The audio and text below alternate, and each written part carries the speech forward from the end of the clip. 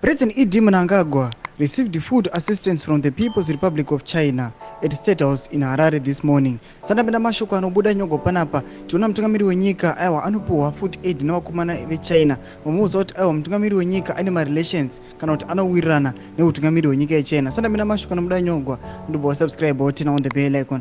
Tipinda toona kuti aiwa vakomana vemaZANU-PF patriots vanga vachifara zvisingamboiti ndakuti vanouya vachiposta mapictures seamuri kuona ayo vanyora vachiti Comrade Mnangagwa has received 1.760 metric tons of rice from Chinese government, led by the Chinese ambassador to Zimbabwe, His Excellency Joling.